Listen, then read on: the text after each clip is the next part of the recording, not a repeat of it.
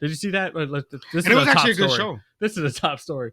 Dynamite's ratings were, I think it was like 502,000 for Dynamite this week, which was awful. And it's sad because this week's Dynamite was actually really good. They had MJF on it. Will Ospreay had a great match. MJF had this like return match against Rush, which was amazing. There was just so many like fun stuff that actually happened. The contract signing between with Tony Storm was great. That was funny. I don't know. There was so much stuff that was like really freaking cool that happened. We'll get over it. I mean, we'll go. But unfortunately, nobody watched it. I mean, this is where I think everybody's like they're losing so many freaking fans. Like that 502,000 is insane. And like whenever the heck you try to combat it online, people are like, "Oh, go watch soap opera WWE." It's like that's not the point, bro. The point is, yes, AEW's wrestling is better than WWE's. I'll say that without a freaking doubt. But if you have no freaking storylines, I wouldn't even say that's 100% true either. I think. Well, yeah, WWE's been getting better lately with the wrestling. W has been getting better. But I'm talking about like overall in terms of like week in, week out. I feel like the matches in AEW are better. But in terms of like storytelling and me being more invested, WWE 100%. And some people are like say like, oh, that's kid stuff, soap opera stuff. Bro, that gets you your views. You can do both at the same time. It's entertainment. You're actually supposed to storytell in wrestling. Yeah. No, you can do both. You make it.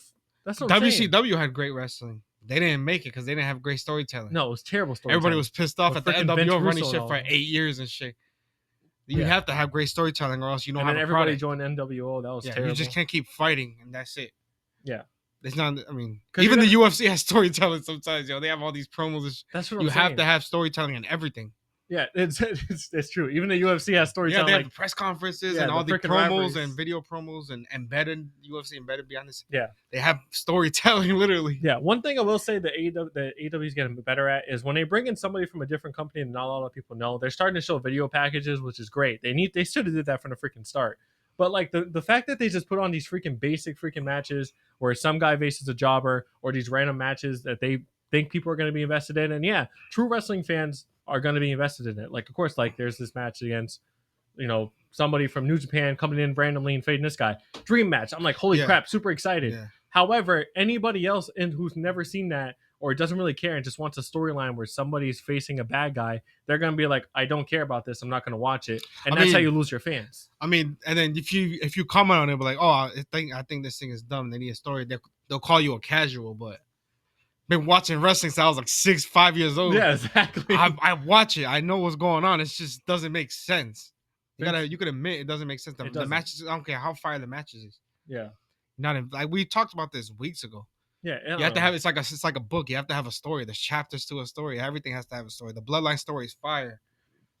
It's been going on for a while. They got to do something. They got to hire some sort of freaking creative guys. Get Tony Khan out of the creative room because obviously. Is he good at making banger matches? He's good there for the money. Yes. He's good.